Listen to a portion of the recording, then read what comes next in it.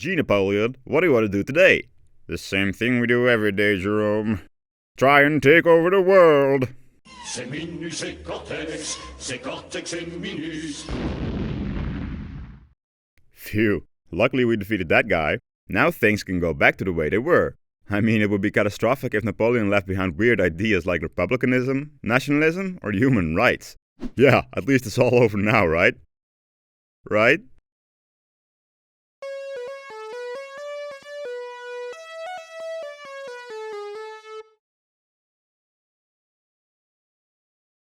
For ages, the situation of the Italian peninsula could roughly be summarized like this. North Italy was a hodgepodge of republics, city-states, and mini-monarchies, officially part of the Holy Roman Empire. But thanks to the Alps, imperial authority was more like a suggestion. The south was unified under the Kingdom of Sicily, but was a plaything for French and Spanish dynastic squabbles. The knee, so to say, was ruled by the holiest of countries, the Papal States, ruled by the Pope.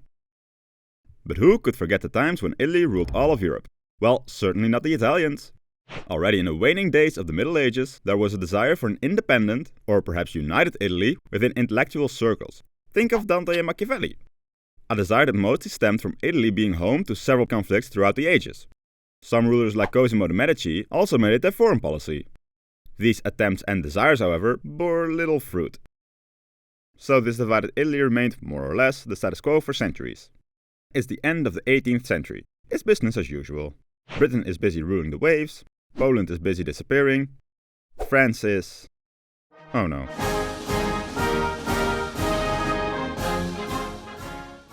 So Napoleon becomes a thing and conquers all of Europe, which eagle-eyed viewers might spot also includes Italy. And San Marino was also there. Glossing over some details before Napoleon's emperoring, Napoleonic Italy was divided up in three parts. The Kingdom of Naples, ruled first by his brother, then by his brother-in-law, the Italian Republic Kingdom, basically Napoleon Light, and finally the directly annexed areas. Within these political entities, Napoleon wished to enforce his administrative system, with different degrees of success. To simplify, secularization, streamlined efficient taxation, conscription, and the abolishment of feudalism. The Napoleonic administration was heavily dependent on wealthy elites. Thus the burdens of taxation and conscription mostly fell on the poor. Oh, side note, this is when the Italian tricolor was first used. But then Bony Boy tripped into Russia and got booted by the rest of Europe. At the Congress of Vienna, the fate of Europe was decided. We'll talk about the Congress in a bit, but first, Napoleonic Italy had left a legacy. For the first time in forever, Italy was again united in a single system of law and administration. This planted the seeds for various political thinkers, which we will soon see sprouting. But Napoleon got the boot, and in Austria the foundations were laid for a new age. Or maybe old age, with the regressive policies? But then again, many things changed. Just do the title card, please.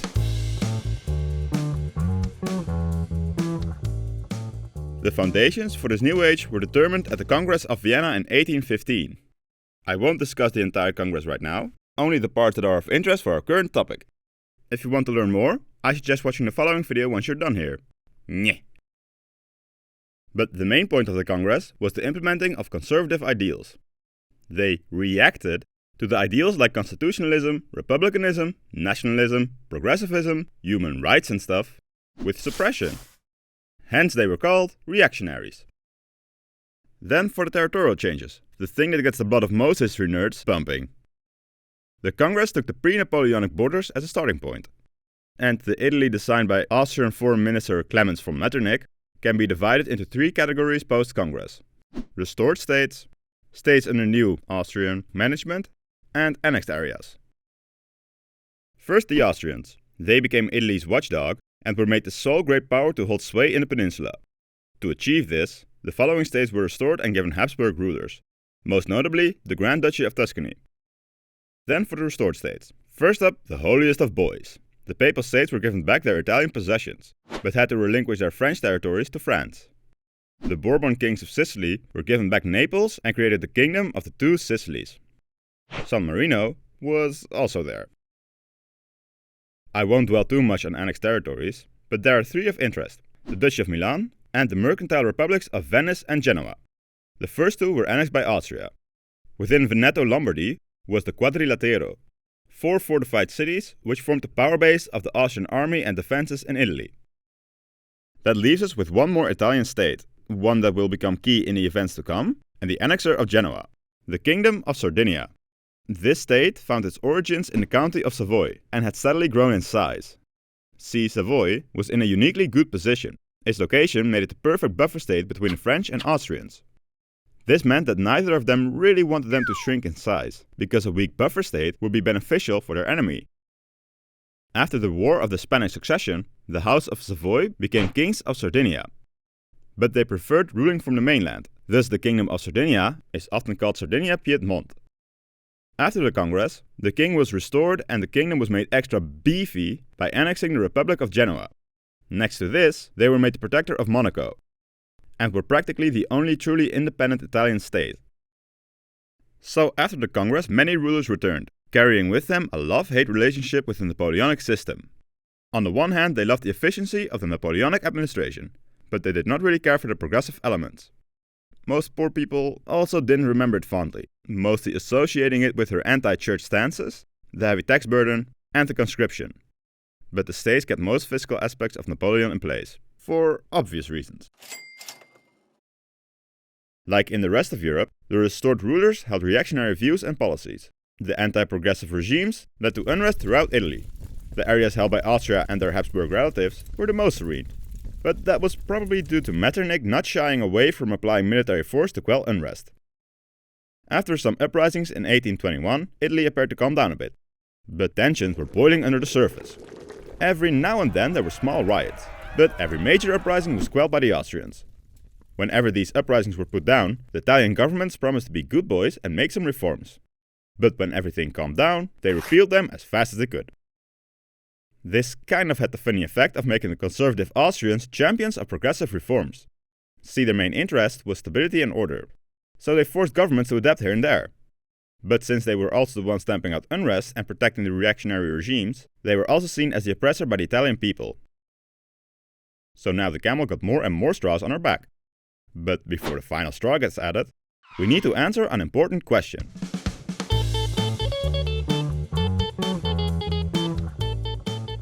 In the 19th century, a relatively new concept was gaining steam: nationalism. The idea that common traits like language, religion, and culture created one people. The natural conclusion of this would be that this people should be united to create their own country. For some countries, this was a uniting force. But for multi-ethnic empires like Austria, it was more like sand. It was coarse, rough, irritating, and it got everywhere. In Italy, this movement was called Risorgimento, or resurgence.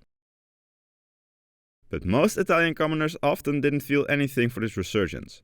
They were mostly preoccupied with earning a wage and often saw neighboring cities as their rivals. So for the longest time this was mostly a movement among the thinky types, the intelligentsia. Reading from the classic Italian works, they were the ones who wanted unification. They were inspired by events like the Belgian and Greek independence, and the populist uprisings in France leading to the July monarchy. But even then there was more nuance, as some didn't want unification but separate reforms. But whenever people want to create a new country, there are lots of ideas on how to run it. So too for Italy. But there were 3 ideas that took the lead. Gioberti suggested a federation led by the Pope. Mazzini suggested a federal republic. And Balbo suggested a confederation led by Sardinia. But another option, of course, was just for one state to conquer the others. Something a certain dynasty was a big fan of. Since nationalism often paired with other radical ideas like republicanism and later socialism, these movements were often frowned upon by authorities. Thus they created secret organizations. The most famous one in Italy, perhaps all of Europe, were the Carbonari. They originated as an anti-French organization during Napoleonic times, likely in southern Italy. It was a widespread Masonic-like society whose membership was illegal. So they operated in small cells and often barely knew other members. Their main goal was to free Italy from foreign occupation and to gain constitutional rights. But other than that, their individual goals could differ greatly. Some were soft monarchists, while others were republicans. One of those republicans was Giuseppe Mazzini.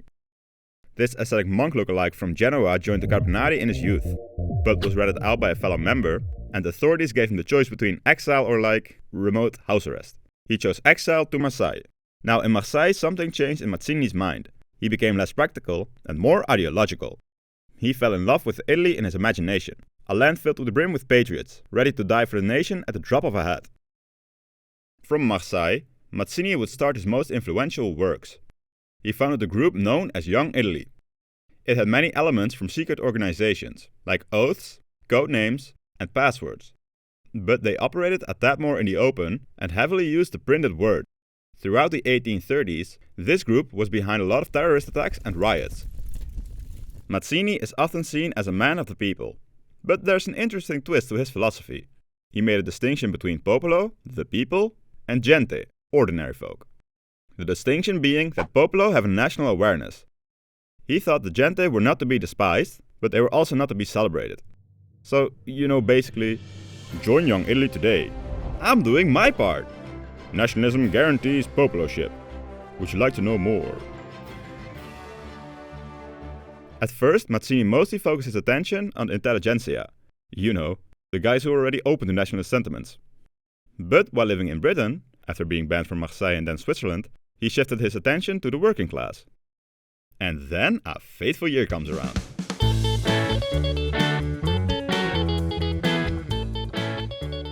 With unwavering reactionary policies, tensions were mounting throughout the 1820s and 30s. Then there were several regime changes that rocked the boat even more. In 1831 in Sardinia, the king died childless and the throne went to his relatively liberal distant relative. This handsome devil, Charles Albert. And whoa, this guy had an independent streak. In 1835, the Austrian emperor died, and his successor was the 19th century version of Carlos II, Ferdinand I. Well, that's not quite fair. He was pretty inbred, but he was actually functioning pretty okay. Except for the up to 20 seizures a day. And the cherry on top, in 1846, there was a new pope, Pius IX, and this man had quite the progressive reputation. As we've seen, the Congress of Vienna wanted to kill the ideas of the French Revolution. But an idea? Now, that's a hard thing to kill, innit? The year 1848 represented the failure of reactionary policies and... oh wait. Yeah, there we go. So, it was buck wild. In France, the monarchy was toppled. Throughout the German Confederation, the citizens called for unification. Basically, all of Europe was in flames, and rulers were very afraid. So for Italy, it was kind of the same old same old. The scared rulers attempted to placate their unruly subjects with some weak constitutions, no doubt planning to remove them when everything calmed down. But then, Metternich got fired. And oh boy, that was not good for the Austrian grip on Italy. After protests broke out, the Austrian forces abandoned Venice and Daniele Manin proclaimed the Republic of San Marco. In Milan they tried to do the same, but the Austrians were like, "We shall never surrender!" and resisted for 5 bloody days until they had to retreat. Austria had lost nearly all of Lombardy Phoenicia, and the nationalists smelled blood. Without Austrian protection, the rulers of Parma and Modena decided to flee, and several Italian states came to the aid of their brethren, mostly due to internal pressure. To their aid came the armies of the Pope, the two Sicilies, and most surprisingly, the Habsburg-ruled Tuscany, because even family ties buckle under political pressure. Charles Albert, however, was the first to come to the rescue. Out of the kindness of his heart, of course. Not out of some cynical, opportunistic power grab. No, of course not. But the Pope and the Sicilian king quickly got cold feet and tried to recall their troops. Yet some of them refused to listen and still went to join the fray. Charles Albert led an army of 65,000 troops into Lombardy. He was soon joined by thousands of central and southern Italian soldiers. In addition, they were supported by 15,000 volunteers from Lombardy and Venice. Before entering enemy territory, he decided on a fancy new flag for his state. The Austrian army was led by the 81-year-old Joseph Radetzky. This old fox had some ideas about warfare, like peacetime drilling. And well, that came in quite handy. His army started at 70,000 troops, but due to desertions from sympathetic Italian and Hungarian elements, it was down to more like 50,000. After winning the Battle of Goito Bridge, the Sardinian forces were able to threaten the Austrian position. After some more victories and the capture of one of the Quadrilatero fortresses, the Sardinians seemed to be winning, even with the loss of papal and Sicilian support. The Lombard government even voted in favor of annexation by Sardinia. But in July the Austrians received reinforcements and went on a counteroffensive. At Custoza, the Italians were beaten and forced to retreat to Lombardy to lick their wounds. But Radetzky was not about to let up, so Charles Albert traded Lombardy for a temporary truce so he could retreat to Piedmont to regroup. Meanwhile in Rome, the Pope thought now was a good time to leave, and he abandoned the city. In response, the Roman Republic was proclaimed in 1849. They elected a triumvirate to rule them, among which the de facto leader of the Republic, Giuseppe Mazzini. But the newly elected French president wanted to put an end to the Roman experiment because he wanted to garner support from Catholic voters. He was assisted by Austria and Sicily. The French landed and were defeated by the legendary Giuseppe Garibaldi. Garibaldi was an early supporter of young Italy from Nice and was driven to exile after a failed uprising. He became a legendary freedom fighter in Latin America, clad in a red butcher's shirt. But even this legendary boy was not enough to win against two great powers, and France won out in the end, putting down the Roman Republic. When the Republic surrendered, Garibaldi planned to support the Republic of San Marco. On his way there, he and his remaining followers were allowed to take refuge in San Marino, which is why it's still here. And then Radetzky invaded Piedmont, and Charles Albert was in quite the pickle. The Sardinians were decisively defeated at Novara on the 23rd of March 1849, and the road to Turin, the Sardinian capital, was wide open to the Austrians. Charlie abdicated in favor of his son, Victor Emmanuel II, and went off to a self-imposed exile in Portugal. Victor Emmanuel begrudgingly accepted Radetzky's peace offers, which forced Sardinia to pay considerable war reparations. With the defeat of Rome, Sardinia, and later Venice, the First War of Italian Independence was a loss for Italy. So 1848 had failed. But not just in Italy, the revolutions in general were unsuccessful. There would be no unification of Italy or Germany, and most unrest would be quelled with some concessions. The successes of the so-called Springtime of Nations was mostly in the shape of countries like the Netherlands gaining constitutions and the abdications of some monarchs. In France, the ousting of Louis Philippe led to a temporary end of monarchy. And in Austria, Ferdinand abdicated in favor of his nephew, the undying monarch of World War I fame, Franz Joseph. Though the year wasn't without its consequences in Italy. The French presence in Rome meant that Austria was no longer the only great power with stakes in the peninsula. The two Sicilies and the Papal States had abandoned the war, and the Grand Duke of Tuscany did some amazing backpedaling. With them returning to their old conservative ways, these three could no longer be relied upon by the nationalists. Paradoxically, the real winner was a defeated Sardinia. They instantly jumped to the aid of the Italian cause and kept their new constitution. The fact they sold out Lombardy and that their involvement was for pure dynastic gain was forgotten. Due to the relatively liberal climate of the state, it became a bit of a safe haven for exiles from other states, which only added to the idea of a pan-Italian culture and a growing sentiment for unification. Sardinia-Piedmont was where many nationalists would now hedge their bets on, something a certain politician was keen on exploiting.